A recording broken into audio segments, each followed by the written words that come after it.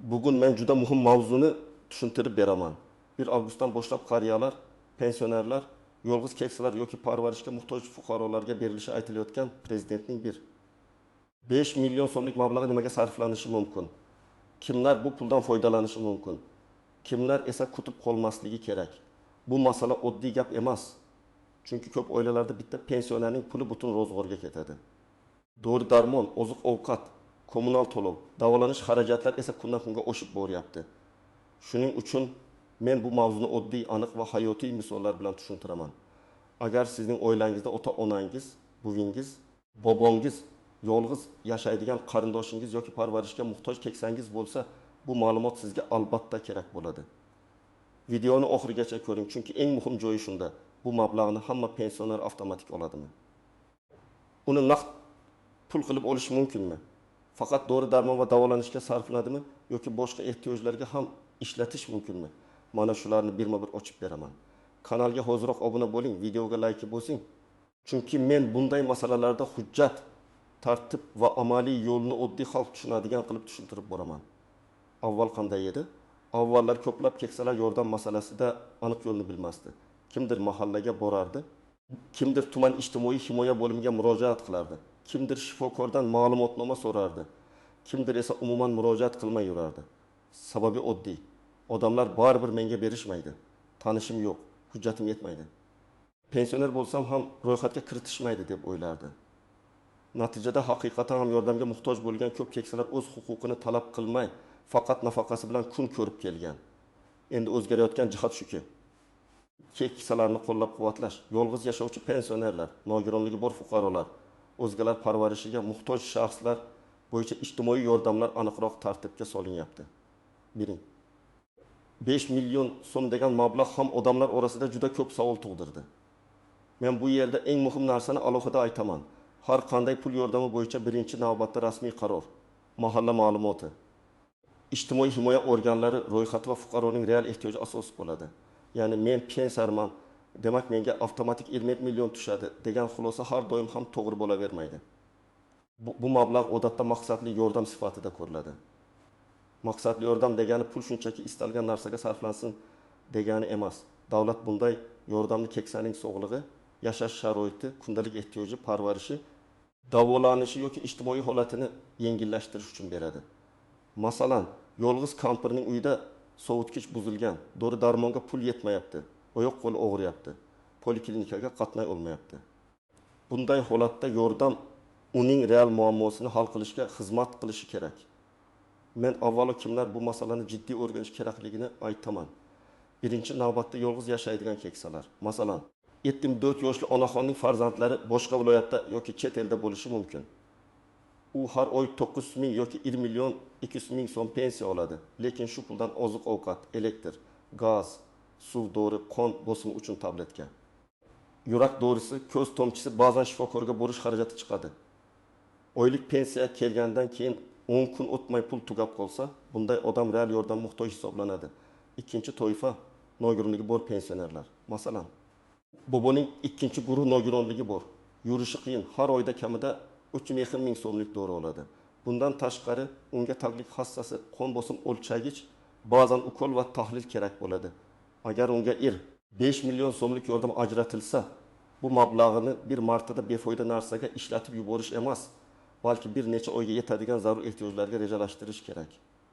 Masalan, 500 ming so'mga dorilar, 300 ming so'mga tibbiy tekshiruv, 2,5 ming so'mga oziq-ovqat, 200 ming so'mga kommunal qarzdorlik, qolganini parvarish vositalari uchun sarflash mumkin.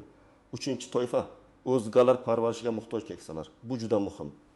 Ba'zi qariyalar yura olmaydi, ko'zi yaxshi ko'rmaydi, eshitish pasaygan, ovqat tayyorlay olmaydi, dori vaqtini unutadi. Bunday insonlarga puldan ham ko'ra xizmat kerak bo'ladi. Shu sababli ayrim hollarda mablag' parvarish xizmatiga, uyga kelib qaruvchi xodim xizmatiga, sanitariya gigiyena vositalarga yoki tibbiy buyumlarga yo'naltirilishi mumkin. Men amaliyotda shuni ko'p ko'raman. Farzandlari bor, lekin ular har kuni kela olmaydi. Bunday paytda mahalla va ijtimoiy himoya vakillari keksaning ahvolini joyida o'rganish kerak. 4-toifa. Kam ta'minlangan oilada yashovchi pensionerlar. Ba'zan pensionerning o'zi yolg'iz emas. Lekin oilaning umumiy daromadi juda past. Masalan, uyda bitta pensioner, ishsiz kelin, 2 nafar maktab yoshidagi bola va vaqtincha ishlamayotgan o'g'il bo'lishi mumkin. Pensionerning puli butun oilaning ovqatiga ketadi. Bunday holatda farzandi bor ekan yordam kerak emas deb yuzaki qarash noto'g'ri. Chunki hujjatda oila tarkibi, daromad, yashash sharoiti, qarzdorlik, kasallik, real xarajatlar ko'rib chiqilishi kerak. Endi kimlar xavotir olmasligi yoki ortiqcha kutmasligi kerak? Agar pensionerning daromadi yetarli bo'lsa, farzandlari doimiy yordam bersa, uy-joy sharoiti yaxshi bo'lsa, qimmat davolanish yoki parvarish ehtiyoji bo'lmasa, bunday odam birinchi navbatdagi ehtiyojmandlar ro'yxatiga kirmasligi mumkin. Bu adolatsizlik emas, bu ijtimoiy yordamning mohiyati.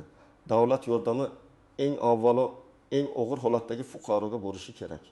Agar hamma odamga bir xil berilsa, eng muhtoj odamga yetarlicha yordam tegmay qoladi. Endi asosiy savolga o'tamiz. Bu mablag' nimaga ishlatiladi? Men buni oddiy hayotiy yo'nalishlar bo'yicha tushuntiraman. Birinchisi, dori-darmon. Ko'p qariyalarda qon bosimi, yurak qandli diabet, bo'g'im og'rig'i, buyrak, ko'z asab tizimi bilan bog'liq kasalliklar bo'ladi. Bir dona dori 30 ming so'm, boshqasi 60 ming so'm, yana biri 20 ming so'm turadi. Oyga 5 xil dori ichadigan odam uchun 20 million so'm katta yordam bo'lishi mumkin. Lekin men maslahat beraman. Dori olganda chekni saqlang. Shifokor tavsiyasi bo'lsa, retsept yoki ambulator karta nusxasini oling. Keyin kimdir pulni nimaga ishlatdingiz desa, sizda asos bo'ladi. Ikkinchisi tibbiy tekshiruv va davolanish. Masalan, keksa odamga UZI, EKG, qon tahlili, ko'z ko'rigi nevropatolog, kardiolog yoki endokrinolog ko'rigi kerak bo'lishi mumkin. Davlat poliklinikasida ayrim xizmatlar bepul bo'lsa-da, ba'zi tekshiruvlar pulli chiqadi yoki navbat uzoq bo'ladi. Agar ahvol shoshilinch bo'lsa, mablag' tekshiruvga ishlatilishi mumkin. Lekin bu yerda ham hujjat muhim. Tahlil natijalari, shifokor xulosasi, to'lov kvitantsiyasi saqlanishi kerak. Uchinchisi oziq-ovqat va birlamchi ehtiyojlar.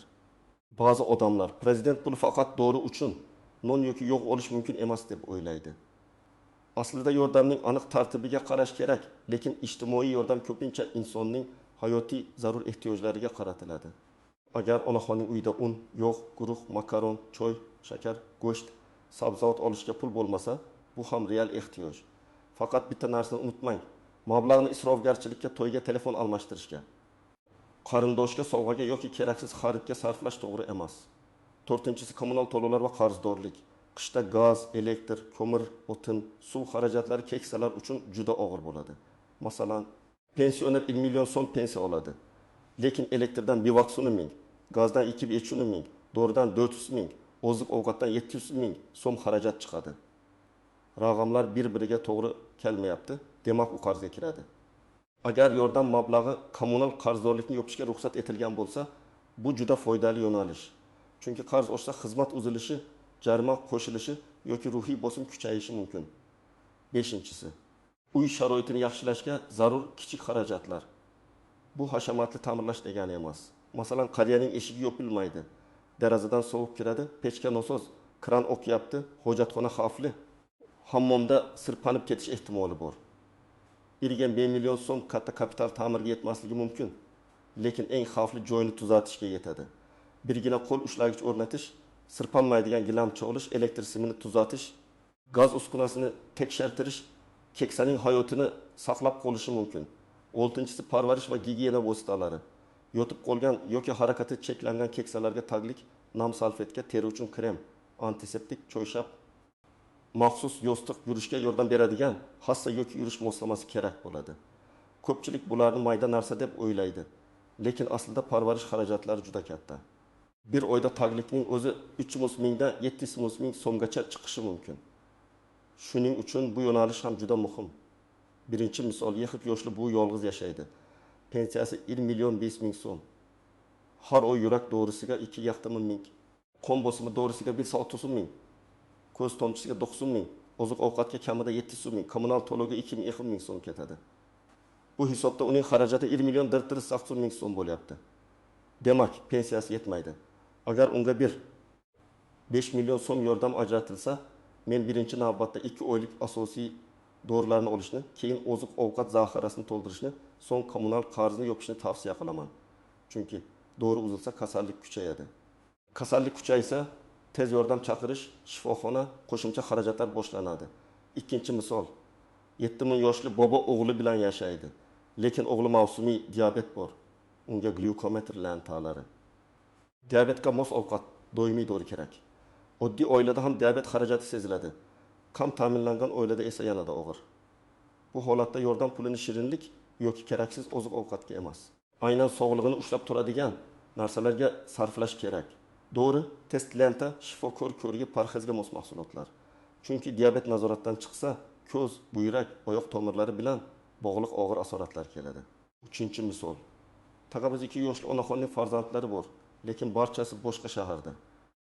Uyda yiqilib tushgan, shundan keyin yurishga qo'rqadi. Bu yerda 1 million so'mni faqat oziq-ovqatga ishlatish yetarli emas. Men bunday vaziyatda xavfsizlikka e'tibor beraman. Hammomga ushlagich, xonaga tungi chiroq. Sirpanmaydigan gilamcha, zarur bo'lsa hassa yoki yurish moslamasi. Chunki keksa odam bir marta yiqilsa, son suyagi sinishi mumkin. Son suyagi sinishi esa uzoq davolanish, yotib qolish va oilaga katta xarajat degani. Endi ko'pchilik bilmaydigan nozik tomonlarga to'xtalaman. Birinchi, nozik jihat. Pul har doim ham qo'lga naqd berilmasligi mumkin. Ba'zi yordam turlari karta orqali, ba'zilari xizmat ko'rinishida, ba'zilari mahsulot yoki vosita ko'rinishida berilishi mumkin.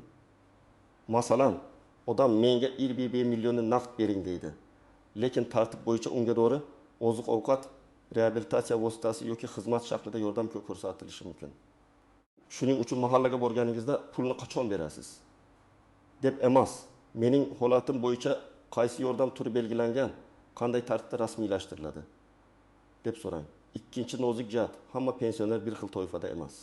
Yoshga doir pensioner bor, nogironlik pensiyasi oluvchi bor, boquvchisini yo'qotganlik bo'yicha to'lov oluvchi bor, yolg'iz keksalar bor, parvarishga muhtojlar bor. Ularning huquqi va yordam olish tartibi farq qilishi mumkin. Shuning uchun qo'shnim oldi, men ham olaman degan yondashuv har doim ishlamaydi.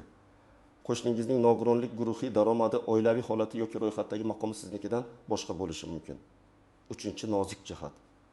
Farzandlari borligi yordamni avtomatik bekor qilmaydi, lekin baholashda hisobga olinadi. Masalan, farzandlari bor, lekin ular o'zlari ham kam ta'minlangan, ishsiz, kasal yoki boshqa hududda yashaydi. Bunday holatda keksa odamning ehtiyoji alohida o'rganilishi kerak. Lekin farzandlari moddiy ta'minlangan, doimiy yordam berib turadi. Keksaning sharoiti yaxshi bo'lsa, unga nisbatan og'irroq ahvoldagi yolg'iz pensioner birinchi navbatda turishi tabiiy. To'rtinchi nozik jihat, hujjatsiz gap isbot bo'lmaydi. Ko'p odamlar mahallaga borib ahvolim og'ir deydi, lekin qo'lda hech narsa bo'lmaydi. Men ekspert sifatida doim aytaman. Sizning holatingizni ko'rsatadigan hujjatlar bo'lishi kerak. Kasallik bo'lsa, shifokor xulosasi, nogironlik bo'lsa, tegishli ma'lumotnoma, daromad kam bo'lsa, pensiya miqdorini tasdiqlovchi hujjat, kommunal qarz bo'lsa, kvitansiya, uy sharoiti og'ir bo'lsa, mahalla dalolatnomasi. Shunda mas'ul odam ham sizning murojaatingizni asosli ko'rib chiqadi. 5-chi nozik jihat.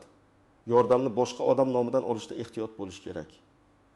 Masalan, keksa odamning kartasini farzandi yoki qarindoshi ishlatadi. Agar pul tutsa va u keksaning ehtiyojiga emas boshqa narsaga sarflansa, bu axloqan ham huquqiy jihatdan ham muammo tug'dirishi mumkin. Men bunday holatlarda oilaga aniq kelishib olishni maslahat beraman. Mablag' qaysi doriga, qaysi qarzga, qaysi ehtiyojga ketadi, chek va kvitansiya saqlanadi. Keksaning o'zi qaror qabul qila olsa, uning ro'ziligi birinchi o'rinda turishi kerak. Endi amaliy qadamlarni aytaman. Birinchi qadam, mahallangizdagi mas'ul xodimga murojaat qiling. Bu mahalla raisi, xotin-qizlar faoli, hokim yordamchisi yoki ijtimoiy xodim bo'lishi mumkin. Murojaatda shunchaki menga pul kerak demang. Aniq yozing yoki ayting. Men pensionerman, sog'lig'im bo'yicha doimiy dori olaman, daromadim yetmayapti. Yashash sharoitim o'rganilishini va mavjud ijtimoiy yordam turlaridan foydalanishimda amaliy yordam berishingizni so'rayman. Ikkinchi qadam, hujjatlarni tayyorlang. Pasport yoki ID karta, pensiya guvohnomasi yoki pensiya olishni tasdiqlovchi ma'lumot, nogironlik bo'lsa nogironlik hujjati, tibbiy ma'lumotnomalar, dori retseptlari, kommunal qarzdorlik kvitansiyalari, oila tarkibi haqida ma'lumot, bank kartasi rekvizitlari kerak bo'lishi mumkin. Hamma joyda bir xil ro'yxat talab qilinmasligi mumkin, lekin shu hujjatlar tayyor bo'lsa, ishingiz tezlashadi. Uchinchi qadam, arizani yozma shaklida qoldiring. Og'zaki aytilgan gap ko'pincha unutiladi. Yozma arizada sana ism, familiya, manzil, telefon raqam, muammo va so'rov aniq bo'lsin. Masalan, mening sog'lig'im sababli har oy dori darmonga katta xarajat qilaman. Pensiya daromadim yetarli emas. Yashash sharoitimni o'rganib, menga belgilangan tartibda moddiy yoki ijtimoiy yordam ajratishda amaliy yordam berishingizni so'rayman. Arizadan nusxa olib qo'yish ham foydali. 4-qadam. Ijtimoiy himoya bo'limiga murojaat qiling. Hozir ijtimoiy himoya tizimi alohida yo'nalish sifatida kuchayib boryapti. Agar mahallada masala hal bo'lmasa yoki sizning holatingiz chuqurroq o'rganishni talab qilsa, tuman yoki shahar ijtimoiy himoya organiga murojaat qiling. U yerda sizga qaysi yordam turi mos kelishi, ro'yxatga olish tartibi, parvarish xizmati, reabilitatsiya vositalari, moddiy yordam yoki boshqa imkoniyatlar bo'yicha yo'l ko'rsatishlari kerak. 5-qadam. Shifokor bilan bog'laning. Agar yordamni sog'liq holati asosida so'rayotgan bo'lsangiz. Oilaviy shifokor yoki tegishli mutaxassisdan xulosa oling. Dori ichaman degan gapning o'zi yetarli bo'lmasligi mumkin. Qaysi tashxis, qaysi dori, qancha muddat, qanday nazorat kerakligi ko'rsatilsa, yordam ajratish masalasida asos kuchliroq bo'ladi. Ayniqsa yotib qolgan, parvarishga muhtoj, harakatlanishi cheklangan keksalar bo'yicha tibbiy xulosa juda muhim. 6-qadam. Xarajat rejasini oldindan tuzing. Agar mablag' ajratilsa, uni bir kunda tugatib yubormang. Qog'ozga yozing. Birinchi navbatda dori, keyin oziq-ovqat, keyin kommunal qarz, keyin parvarish vositasi. Masalan, 1,5 million so'mni shunday bo'lish mumkin. 600 ming dori darmonga, 400 ming oziq-ovqatga. 2,50 ming kommunal to'lovga, 1,50 ming gigiyena vositalariga, 100 ming yo'l yoki shifokor xarajatiga. Bu faqat misol, har bir oilaning vaziyati boshqacha, lekin reja bo'lsa pul foydali ishlaydi. 7-qadam. Cheklarni saqlang. Bu oddiy ko'rinsa ham juda muhim. Dori olsangiz chek, kommunal to'lov qilsangiz kvitansiya, tibbiy xizmatdan foydalansangiz to'lov hujjati, parvarish vositasi olsangiz xarid cheki saqlansin. Kelajakda yana yordam so'rasangiz, oldingi yordamni mana shunday zarur ehtiyojlarga ishlatganman deb ko'rsata olasiz. Bu sizga ishonchni oshiradi. Birinchi xato mish-mishga ishonish. 1 avgustdan hamma qariyaga 20 million berar ekan.